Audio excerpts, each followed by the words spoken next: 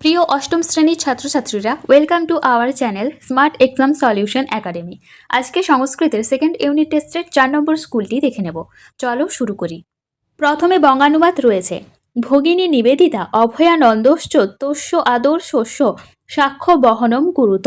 ভগিনী নিবেদিতা এবং অভয়ানন্দ তার আদর্শের সাক্ষ্য বহন করেন। স বিশ্ব গৌরব রামকৃষ্ণ মিশনস্য বেলুড় মঠস্য চ প্রতিষ্ঠাতা আসিত। তিনি অর্থাৎ স্বামী বিবেকানন্দ ছিলেন বিশ্ব গৌরব এবং রামকৃষ্ণ মিশন ও বেলুড় মঠের প্রতিষ্ঠাতা। এরপর দুয়ে দাগের বঙ্গানুবাদটি দেখো। সর্প ক্রূর খল ক্রূর সর্পাৎ ক্রূরতর খল। সাপ নিষ্ঠুর দুষ্টু লোকও নিষ্ঠুর, কিন্তু সাপের থেকেও বেশি নিষ্ঠুর দুষ্টু লোক। মন্ত্র ঔষধি বশ সর্প খল কেন নিবার যতে।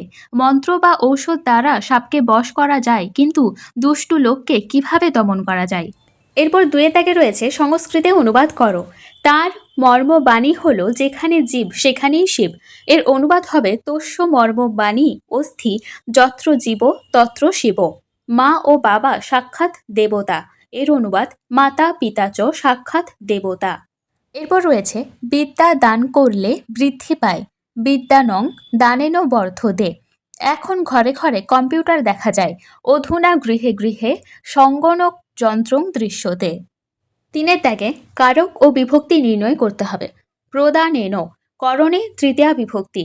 মানবস্য সম্বন্ধ পদে ষষ্ঠী বিভক্তি। তুভ্যম সম্প্রদান কারকে চতুর্থী বিভক্তি।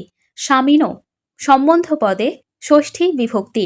সুখেন হেতু অর্থে বা করণে তৃতীয়া বিভক্তি। 4 নম্বরে প্রকৃতি প্রত্যয় নির্ণয় করতে হবে। জানাতি গা যুক্ত লট তি। প্রদানম প্র দা যুক্ত লুট। 5 নম্বরে সংস্কৃতে বাক্য রচনা করতে হবে। আস্তাম আস্তামের অর্থ থাকা বা থাকুক।